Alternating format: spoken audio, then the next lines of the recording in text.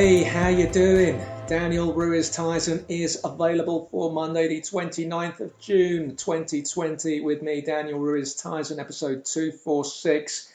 Take 3. Take 2 was abandoned because I was certain there was a police siren winging its way past the building, but I think I was just imagining that. I'm sure there'll be one along in the next hour or so. Hope you're all well, keeping on doing what you need to be doing to keep yourself going, until we close in on the big 250. I'm sure you're as excited about that as I am. Recording at a very strange angle today. The Zoom H1, I've had to replace the battery in that. No easy thing given the state of the mic itself. The tripod is broken. I've got elastic bands and blue tack on it.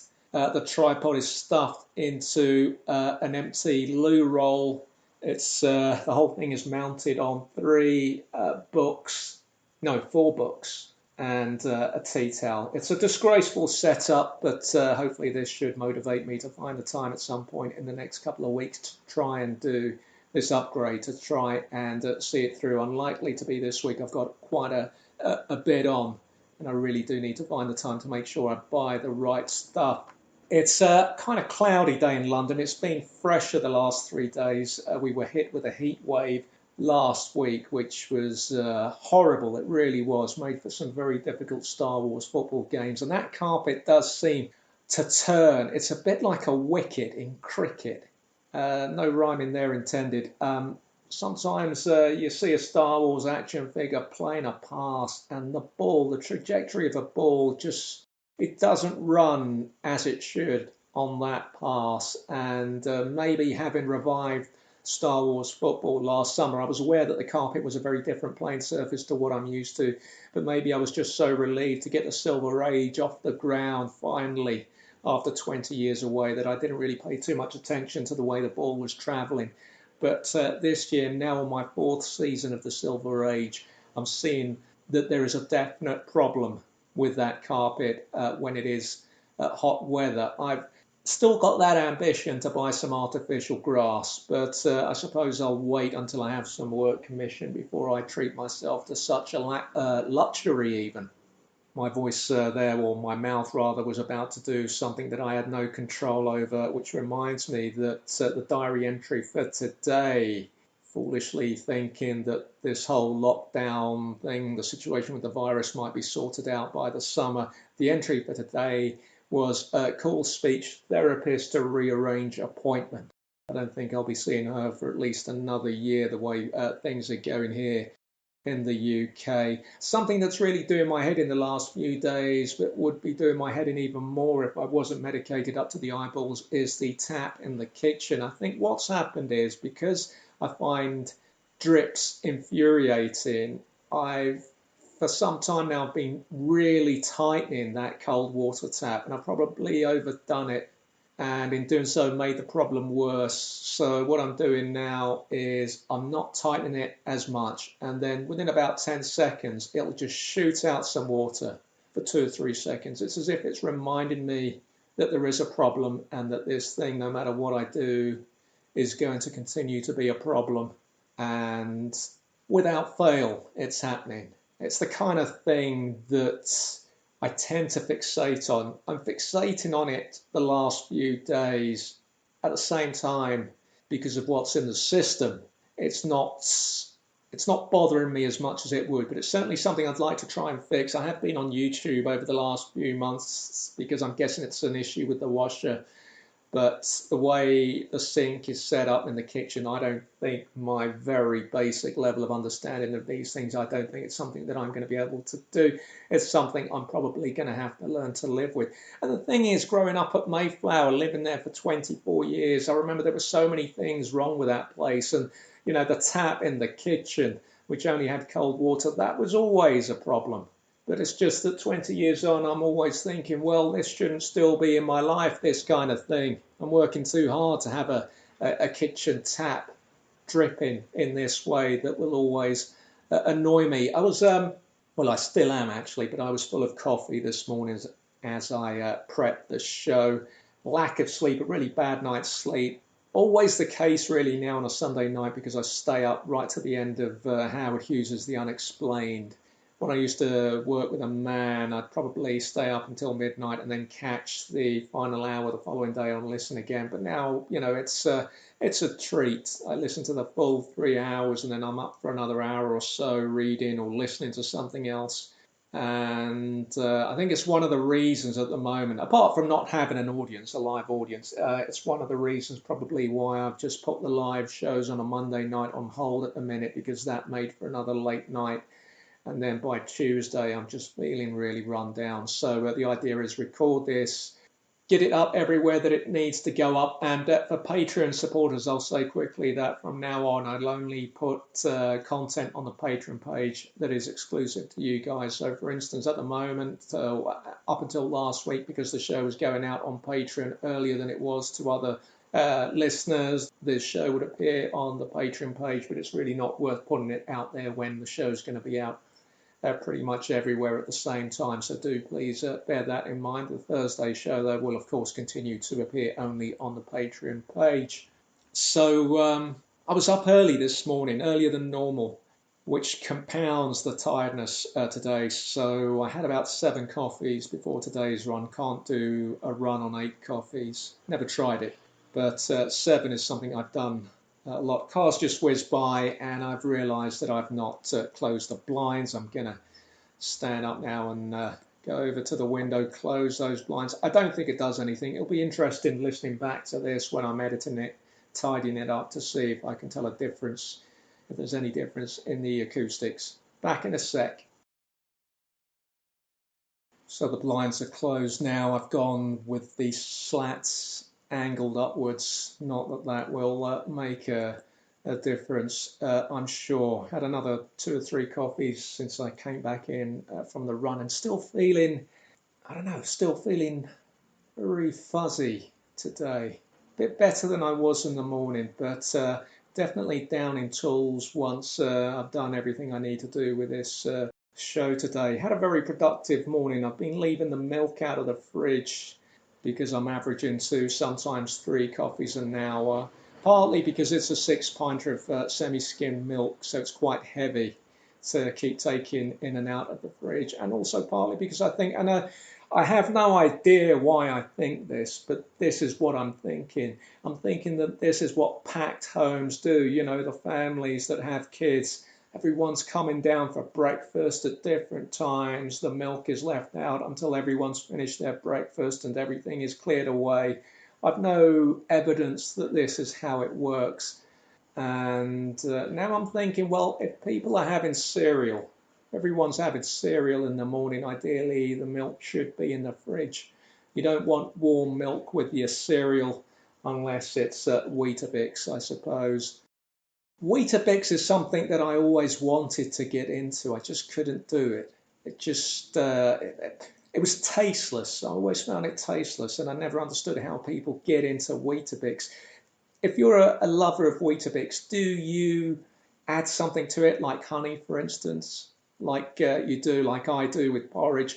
If an old work colleague hadn't advised me to add honey to porridge when I first turned to oats the morning after my late in life orthodontic brace was fixed to my teeth back in 2013, I probably wouldn't have the porridge addiction likely to follow me all the way to the end of my life now, because I think I'd had porridge maybe once that day. Maybe it was the following day he had a word in my ear about adding some honey. I can't remember. But I know, you might have heard that jaw click there, very stiff. I'm very tense right now. Where was I? The porridge. Yeah, I think I'd had the porridge, or I'd had a bowl of porridge without honey, and of course it wasn't great. And I thought, I'm going to really struggle to get the taste for this stuff. Once I added the honey, that porridge addiction has been a losing battle. I think there is every chance that if I was to expire in this flat, or one of the many others no doubt lined up for me as I close whatever this has been out, and whatever flat I expire in, and I'm found a few months later, which I'm guessing is how things are going to play out with me, I think it's likely that whoever finds me will see a bowl of what looked like porridge being soaked in the sink before it was to get washed. Whatever happened to me would have happened just as I was about to finally wash that bowl out. What else has been going on? Well, I've been trying to make a concerted effort the last few days or so. Another concerted effort, I think, because I made an effort with this earlier in the year, and that is to improve my handwriting, because my lists, and I do make a lot of lists every day. I do like to be organised, which is, you wouldn't get that from looking at my desk. Even I am taken aback right now by the messy state of my desk. And now I've realised, here's something else. I've realised I'm not even wearing my glasses. I'm just going to reach over, put my glasses on. So my lists, that's better. My lists are particularly causing me problems. Every day I'm prepping the itinerary for the following day, and that always takes the form of a list. By the time I get to the bottom of that list, the bullet points have often turned into scrawls, and I really am losing time now, often considerable time, trying to work out what I've written.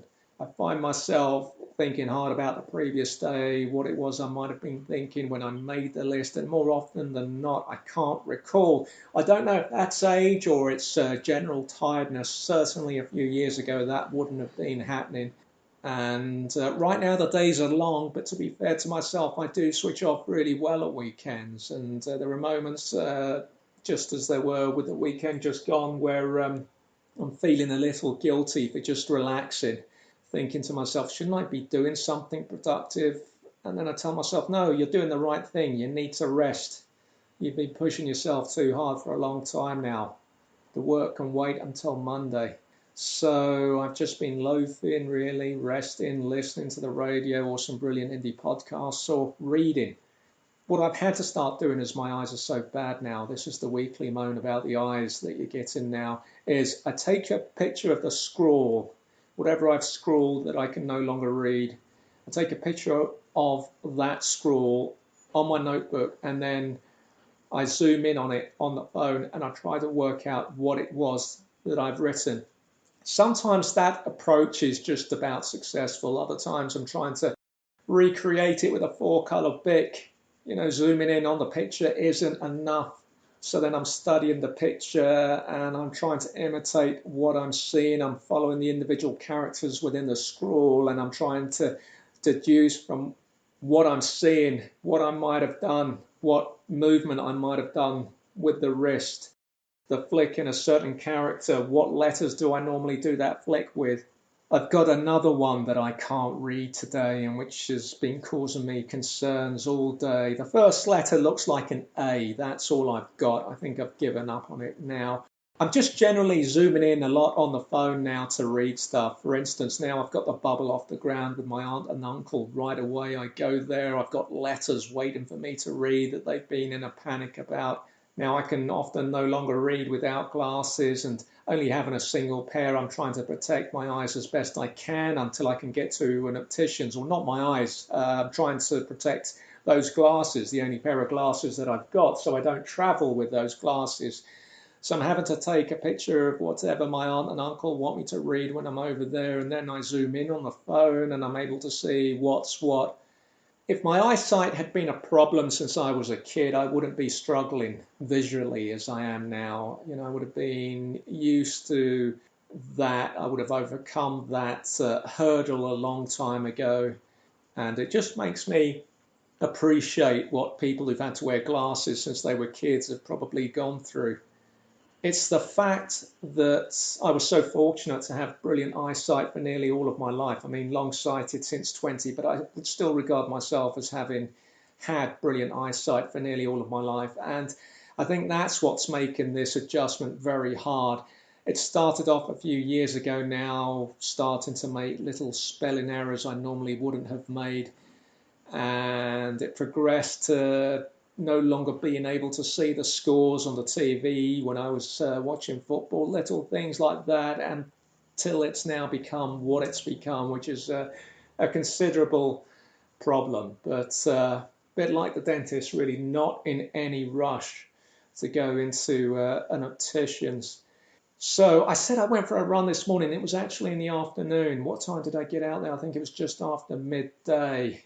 And the run was okay. I'm still not at the level I was running 5 or 6 weeks ago. I've tweaked the route since last week so I can find it less dull. So I'm now going, just trying to work this out. Regular listeners will know from shows a few months ago, I always get confused between clockwise and anti-clockwise. I think I'm going anti-clockwise. Yeah, I'm going anti-clockwise now. So it means that I get the climb at the start of my route. The climb is what's bothering me towards the end of my first lap. I think that what I've done has made it slightly easier. I don't know if that's because I'm feeling fresher, because it's closer to the start of my run. What I can say is that I find the start of a run harder than the end of a run. Mentally, I just can't get away from it. I'm always saying to myself, as I was today, why am I doing this? Why is it so uncomfortable? I've been doing this now for a year. Why am I struggling at the start of this? And then 5-10 minutes in, I'm okay. I've overcome that hurdle and I know that I'm going to be okay. And I set myself little goals along the way, little staging posts, get to that corner, get to that tree, get to that adventure playground, breaking the run down in stages. But it is it's very difficult for me. So I think it was a good thing to tweak the routes, just anything that might make the whole running thing less boring for myself. There was some fly to lip contact today again. So last Monday I had the incident covered in, the incidents rather, plural, covered in episode 244, where I had 2 flies fly into my mouth. Not something that had happened before, happened twice in the space of 45 minutes. Nearly again today, I had my mouth closed, but I definitely felt fly to bottom lip contact. So I think that's going to be a big problem going into the summer, or going deep into the summer as we now are. But certainly a breeze today. I think the BBC weather page called it a gentle breeze. I found it a bit more than a gentle breeze. I found it disorientating. It always disorients me running into the wind. But got through it. It's done until Wednesday, and hopefully Wednesday I can build up on today's distance and pace. The pace was okay. The pace was decent. The distance, I'm probably running just over half of what I was running up until May. So that's really disappointing. I think that's partly down to laziness and I don't know what else. I do find it hard to motivate myself. The important thing is I'm still getting out there 2 or 3 times a week, and what I'm doing at the moment, 6 months ago I would have been delighted with, but just now I feel like I'm having to work hard to get back to the level that I was at, and it's going to be a while yet before I can do that.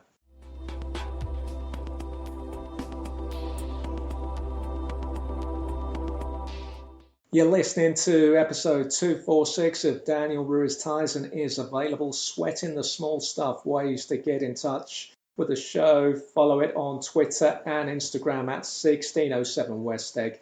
The Facebook page, of course, still not functioning properly. I can't even post videos on there right now, promos for the show. So it is impacting on the work. But these guys, Facebook, unless you're a verified account or celebrity, whatever, they're not going to be interested. So at the moment I'm stuck with a Facebook podcast page that just isn't working properly, but you can still follow it. I'm still able to post occasionally. Facebook.com/DRT is available, and if you need to email the show or want to email the show, DRT available at westegg1607.co.uk. Just moving on to some housekeeping, a few more podcast apps the show can be found on now: Podbay, Podtail and Pocket Casts.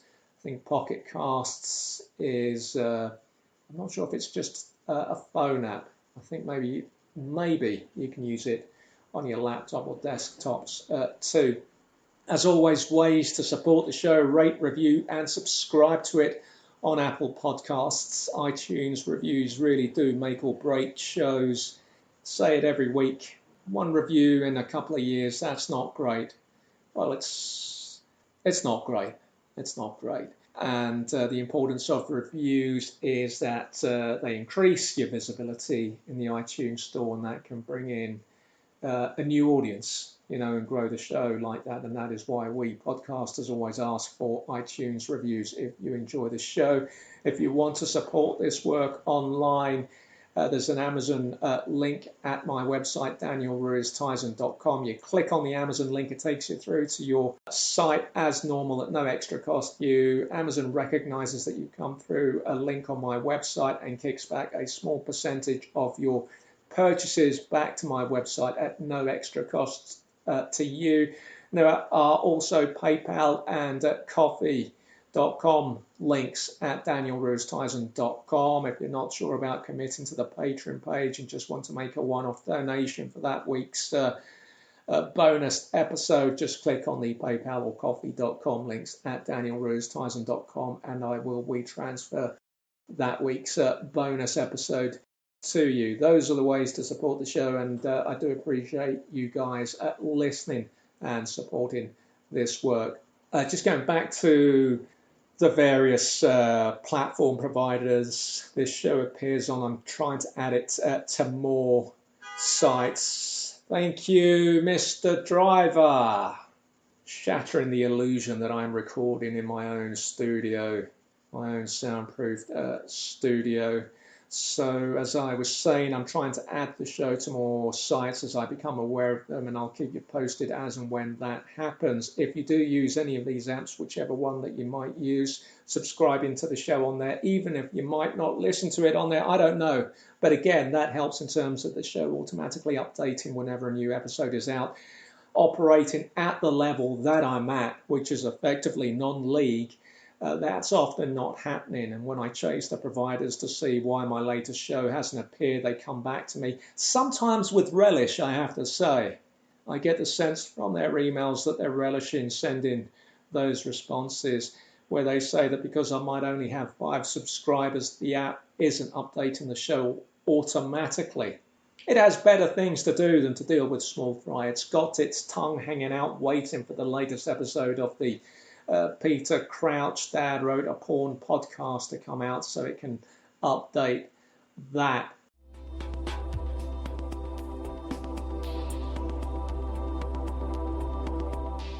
My weekend was quiet as usual. Saturday, as always, up early to get the neighbour's paper. I found myself waiting outside the shop. There was no sign on the door. The shop had opened. It's right opposite the flat, so I can see when it opens. I can hear Like Small Talk, or his colleague now, Like Small Talk, pulling the shutters up, usually 15 or 20 minutes after I've got up. If they need to close for a few minutes, they usually stick a sign on the door. And it was a little fresher on Saturday. Thankfully, I'd gone out, though, in just short sleeves, anticipating I'd be back in the flat within a couple of minutes. I had the beanie hat misshapen after 11 months of trying to fit it over the bouffant stroke mullet. But it was a bit fresh out there. With no sign on the door and the door being locked, I couldn't help wondering if something had happened. That was my initial instinct. I had a good look through the shop window and also tried to look over the counter in case Like Small Talk might have been, I don't know, collapsed, maybe collapsed on the floor. I thought, but then thinking about that, I thought, well, how would he have locked the door? And then I thought to myself, well, it could be a robbery. The robbers would have locked the door. I was just thinking worst case scenarios, as you do. As the first person outside the shop, I, of course, then had to deal with inquiries from every customer that came after me and queued up behind me, social distancing. Is it closed? Said one. Any signs of life? Said another. Then one guy tried the door. I was thinking, this guy, what does he think I'm doing out here? Look how close I am to the door. You think I haven't tried the door. You think I'm just out here for fun. This guy who tried the door, he'd actually arrived eating pistachio nuts, leaving a trail of scattered shells behind him. He then tried the door before he shoved some more nuts in his mouth. A hygiene fail in any era, that is. But in this age of the pandemic, it's just moronic. No hand gel on him either. Finished the pistachios, then he popped a cigarette in his mouth, and I thought, how quickly people forget. Eventually, after about 15 minutes, Like Small Talk appeared from out the back. He had a beige winter coat on, unusually. had a hood as well, kind of styled like a duffel coat, and had an Alice band, still hasn't had a haircut. It turned out there was a leak in the back of the shop, so it had been a sudden thing as I'd thought. There hadn't been enough time for him to leave a note on the door. Now, I'll come to it shortly, but with all the hair now gone, I could actually go into the shop with a mask, a face mask, put on a voice, and they wouldn't know who I was, so it would solve all the potential small talk issues that I've had over the last couple of years. And, the only reason I haven't masked up in there is because it would come out of the blue and they know me and like small talk, and now like small talk. They don't wear face masks. They're more at risk than individual customers. They're in there all day dealing with hundreds of customers, and it just, I don't know, it would seem an affront to turn up with a face mask. But now that I've got rid of the hair, I could really disguise myself with a face mask. They're not going to know it's me. I just wear some stuff in there that I haven't worn before. Maybe I finally do some iron some stuff specifically just to go into the shop, put on a different voice. All right there, pal. Morning. Just a paper, please. I'm thinking that's a possibility. Maybe I'll use the flamboyant military fatigue face mask that the online seller who sold me the wrong sun hat also included with a low-key sun hat. Maybe I'll use the flamboyant face mask they included. I don't know, there's lots of possibilities opened up by this altered look. Friday or Saturday, might have been Friday night, I had to deal with a really annoying client who was instant messaging, which for me, when you're trying to come to an agreement with a potential client, it's a bad sign when there's loads of instant messaging coming your way. For me, give me all the information I need in one email so I can assess everything. And that tells me that you've got a very balanced approach to work rather than being very scattergun about it, rushing all the info out, line by line, hitting send, send, send. And I had to say this to them because for me, it's you've got to get in front of these potential problems.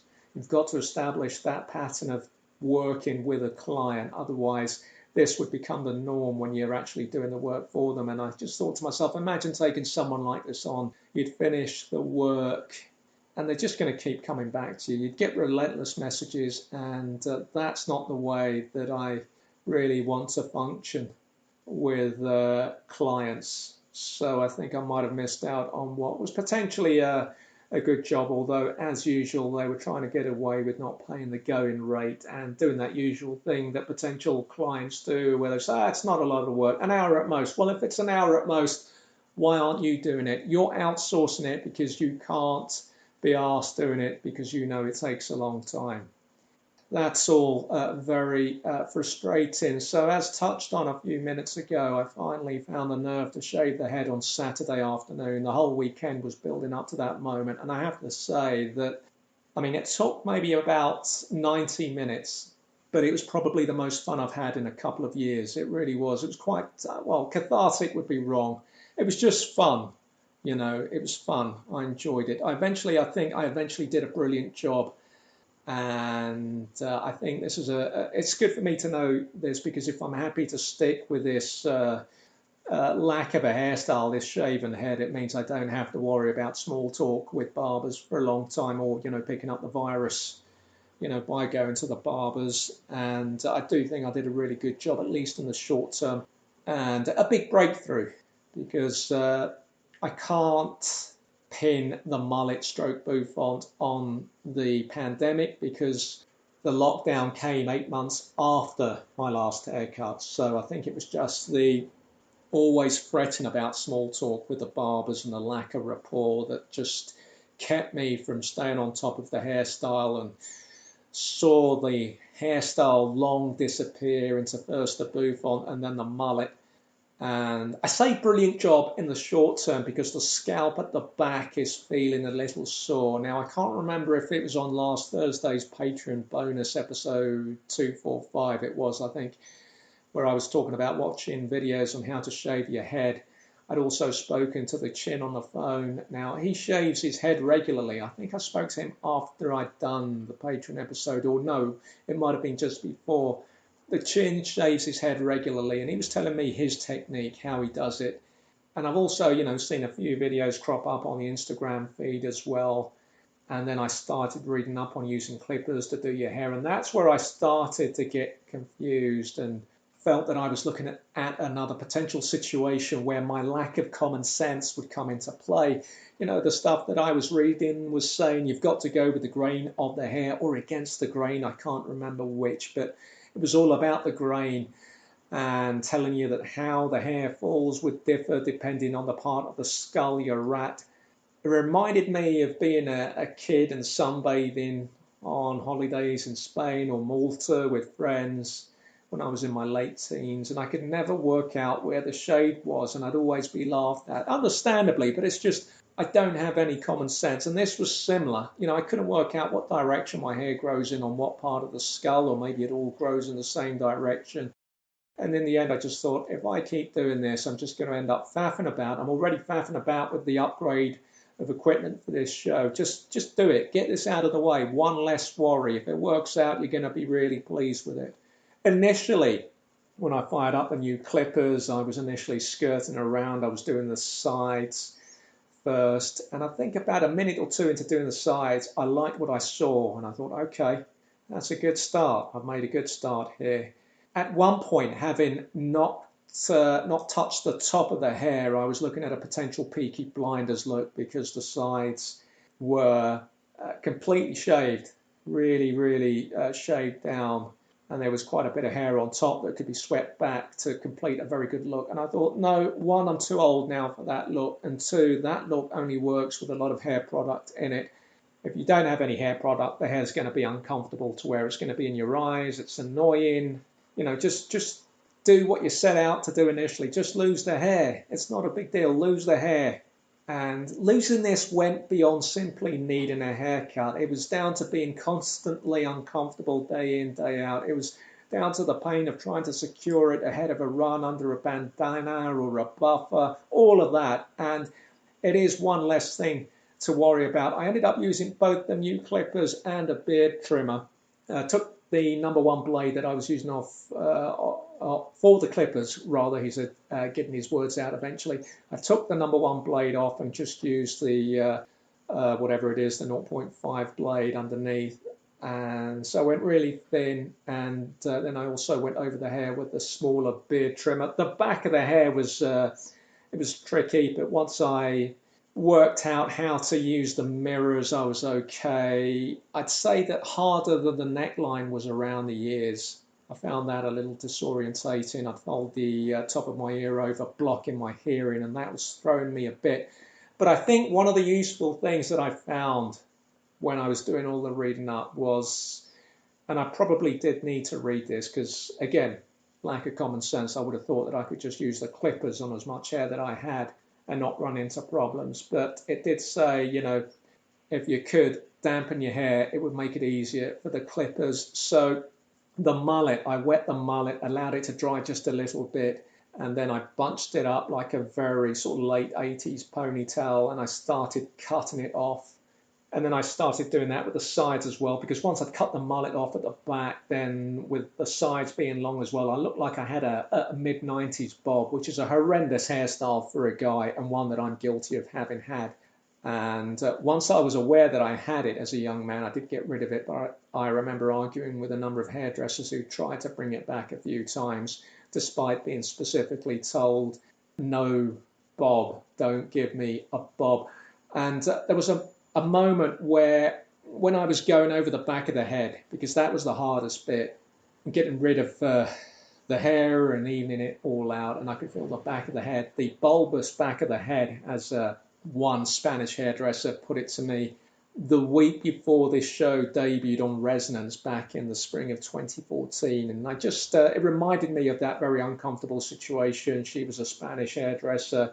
I didn't let her know that I was Spanish. And then I could hear her talking to another Spanish hairdresser about the bulbous back of my head, causing her some problems. And as I felt the clippers go over the bulbous back of the head, It just took me back 6 years. Whether I have a bulbous back of the head, I don't know. What I do know, they say that a small percentage of us do have Neanderthal DNA. They say one of the ways that indicate whether you do have a Neanderthal history is if you've got a bulbous back of the head. If it sticks out at a certain point just above your neckline, then it's likely that you have some Neanderthal in you, which would be, I think it's very interesting. I am fascinated by how the Neanderthals and early humans might have, interbred. I think that's a fascinating thing for me. So harder than the neckline, though, was definitely going around the ears, but once I used the little clippers for that, I was okay, and I think this will be much easier now for me to do a second time around. I put all the hair in a bag that must weigh several pounds. I mean, we're talking 11 months without a haircut. It was a substantial bag. Could have tied a knot in it and it would have looked like I was leaving home for some long adventure, stuck it on the end of a cane and gone out, walking to wherever. Feeling a few razor burns now, so that's where the lack of common sense might come in. That's where I might pay a price, because I was going up and down, looking in the mirror, okay, just get rid of that bit there. So as the hair is growing back, I've got to hope that it's not growing inwards, because that, of course, could give me problems. Put some shaving balm on it after I'd showered. Put some more shaving balm on it again today to calm it down, and also after the run had a shower and again a bit more shaving balm on there just to calm it down. And I'm hoping that inability to work out what's against the grain and what is with the grain, I'm hoping that doesn't come back to haunt me. I did it once shaving in the late 90s. This was shaving my beard, flashy goatee. It was a hot day. I think it might have been late spring 98 or 99. Might have been 99, I think. And my neck just exploded one afternoon at work, got really sore. Wasn't helped by the fact I was having to wear a work shirt, had to get an emergency appointment with a GP who put me on antibiotics that same day and told me I'd shaved incorrectly against the grain or with the grain, I forget which. But ever since then, I was always wary when it came to shaving, particularly, around the throat area where that infection had been triggered. The good news is that having lost the hair, the new sun hat now fits and fits easily. I needed that boost. I needed to know that I'm not subhuman. I needed to know that just because I'm a forceps delivery, it doesn't mean I can't wear hats.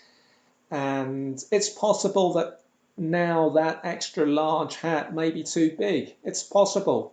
And again, that's a boost to the fragile ego, because I was getting very paranoid as I was having to force it down onto my bouffant and seeing that it was ending up looking like I was wearing a top hat rather than a sun hat. That was leaving me feeling a bit low. I didn't really need that. On Friday, there was a second outing for my bubble, which I'd launched the week before last. My uncle was at the hospital having a scan. I'd gone to visit my aunt. I called her on the way there. I offered to pick her up, whatever she needed on my way, given that I can now see her. And I regretted it right away, I have to say. She sent me to this really rough place in Brixton Market for green peppers. And I don't mind the market. For me, the sadness going through the market, certainly for the last 10 years, is that it's a pale shadow of what it was. The gentrifiers are never going to be buying their meat or fish from there. And, part of me doesn't blame them for that, I have to say. But this place, I had to go in for my aunt. The space in this particular shop was so tight. It was rammed with so many people in there. And I thought it's a near certainty that I'm going to come out of here with the virus.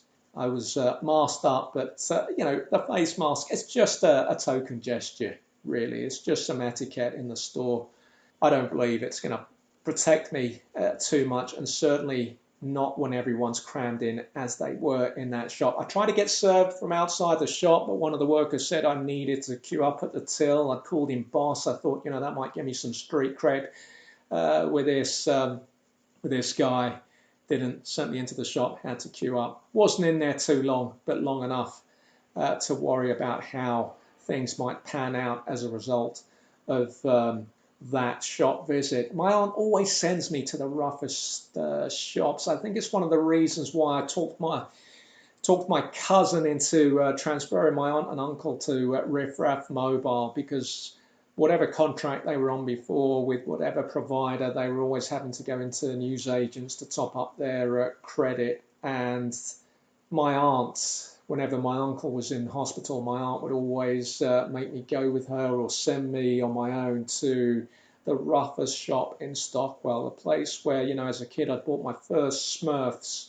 Won't surprise you to know that there was also Smurf football in addition to Star Wars football and Subbuteo and car football in my life. Basically, there was nothing I didn't play football with as a kid. And the shop over the years has changed. And it might not even be at its worst now. I think it's the problem that it tends to have in terms of gang activity outside, right outside it, which has plagued it for the last 20 years. It might be finally easing off now. Possibly, but she'd send me in there to top up her mobile, or she'd come with me, and she was fearless. She'd have a walking stick, her perm, and probably these guys didn't see her as a threat. And then there's me turning up to top up her card. White guy, there's no telling whether I'm a gentrifier or not. It's a different thing. They're kind of seeing, well, this is their area, what are you doing there? You can't tell them, well, this was your area too, back in the day. And then you say, sorry for using an Americanism. But I think it's good that my cousin switched them to Riff Raff, because I don't need my aunt sending me to these places anymore. And that shop in Brixton Market, hygiene-wise, it was certainly lacking.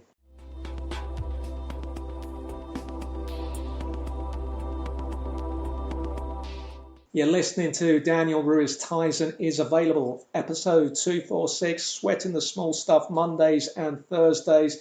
If you want to support this indie show, the best way to do it is to support it at patreon.com/DRT available. It's just $7 a month, a single tier of support.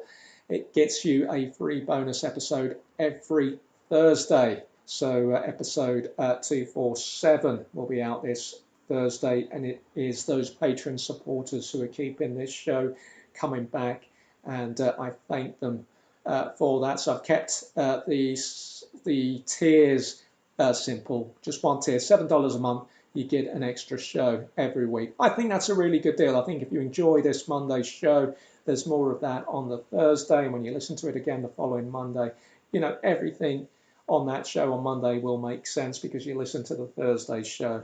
And you also get to know that you're supporting a show that is not a big player, so I'm never going to be able to sell you mattresses. Believe me, if I could, I would. Let's round up this week's regular episode. Just as my voice is going, let me have a look at the running time at the minute, 45 minutes. Turning out to be another long show. I'm enjoying myself, but my voice isn't. Where are my receipts now? Here we go. Going to have to knock the light on for this. So this is the part of the show where I round things up with my latest Nectar Points update. The first of two Sainsbury's trips actually came 6 days ago. I accrued 4 Nectar Points on a £4.45 spend. There was a 6-pint of semi-skimmed milk. At the weekend, I think I was actually sitting on 14 pints of milk, which for a single household, albeit with an imaginary son, that is a lot of milk. So I bought 6 pints of semi-skimmed. I bought the Neighbours Radio Times, which I always pay for in cash. That took me up to 512 points, worth £2.56. And I knew that come Thursday's shop, I'd be looking to cash in on the 500 points, the magical 500 points barrier. And next we moved to Lidl. Thankfully for me, last week, it was the more civilised Stockwell branch that I was visiting. After I left my aunt's Spanish Carnu, as opposed to the hellish Brixton store where the staff are at odds with both the customers and themselves. Little news to report, at least from the Stockwell branch.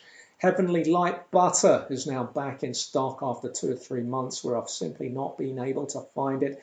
This has led to me experimenting with various different butters. I currently have 5 different tubs in the fridge. Clover I know that I'm not a clover guy. Horrible stuff. It's still in the fridge. I don't know why I don't chuck it out. Maybe I'm thinking, well, I might need it at some point. I struggled with clover. I could get rid of it and I wouldn't miss it. At no 30p, tins of beans either in Lidl, and I'd forgotten to get one in Sainsbury's. I like to have these on standby in case we get close to another apocalypse again. It is a concern they were out. What does this tell us? Does it tell us anything? Does it tell us that the stockpilers are back? Maybe. I don't know. I picked up 2 low-fat yogurts, 45p each. I've been buying the Tesco equivalent, but it's almost like having flavoured water. So I went back to I went back to the little yogurts that I know. What I will say about the Tesco low-fat yogurts, in their flavour, is their foil lids are of a better quality. I mean, ideally, I'd be happier if their foil lids were of inferior quality and a bit more thought and money went into the actual yogurt. There's no tearing when you pull their lids back, unlike the little ones. If you don't manage to tear the little yogurt lid when you're opening it, you'll find the lid constantly flipping back when you're scooping yogurt into a bowl of something. It is really annoying. In more anal, quieter moments, I have considered the possibility of contacting the yogurt producers to see if they're aware of these foil issues. Managed to hold off. I think if I'd made contact with them, it's quite possible they might have hit back with, it's 45p. What do you expect? On Thursday tends to be the regular nectar day, the day I get my points. I went into Sainsbury's armed with my 512 points. I'd broken through that magical 500 barrier earlier in the month. I bought, among other things, another coffee refill sachet. I do like sachets, I have to say, when they're substantial, when they're flat. You know, I've never really been into recreational drugs. I've never done coke, but I'm thinking of episodes of Miami Vice right now from when I was a kid, you know, when they're meeting with coke dealers and the coke's packed in a rather compact way into some whatever it is, some packaging, some transparent packaging, and someone, who's interested in buying some of the coke brings out a knife and cuts the packaging to taste the coke. I always wanted to have that moment where I just, bring out a little knife and slice the packaging. I wouldn't taste the coke, but I just want that moment where you're slicing the packaging. That's what those coffee refills feel like to me. Very compact, very small. I do like them, and they're worth the money that they cost. They're a better deal than buying just another jar of coffee. So I bought the coffee refill, bought a spicy, thin and crispy chicken pizza for Sloth Saturday's calzone conversion, which was a roaring success. I bought some low-key deodorant too, Cool Aqua. I do like a low-key deodorant. I cashed in my points. I did say last week I wasn't someone to sit on the 500. Once I hit the 500, I'm ready to spend them. None of this, saving up until I've got 20,000 points. So I cashed in my points. They were worth £2.50. So my £12.6 spend last Thursday, that came to £9.56 once I'd cashed in those bonus points. I'd also accrued 12 points in that particular shop. I left the store with a respectable balance, I think, of 24 points worth 12 pence. I think when your points tally is so low, I think 24 is decent, but, obviously when you look at the fact it's only worth 12p, that's not great. And I think when your points tally is so low, the receipt should simply say, right now, you don't really want to know, my friend. A long way back to 500. And when I'm in this situation, I often find myself thinking, when I get there, where will I be in my life? Will the show have more than 16 patrons? Will that tub of clover still be in the fridge, or will I have seen sense and just chucked it out? So many questions about the 500. And that is it. That is the end of the show this week, the regular show. Patreon listeners will get their weekly bonus edition, episode 247 this Thursday. If you want to join them, sign up at patreon.com/DRT available. There is lots of bonus content on there. Thank you guys for listening. If you're not joining us on Thursday, I'm back next Monday with it'll be the second show of July, because episode 247 on Thursday, that's going to be the first show of July 2020. It is time for you to get those shoulders back, Keep on walking towards the sun and keep washing those hands. I'm Daniel Ruiz Tizon, and this start of the week I have been available.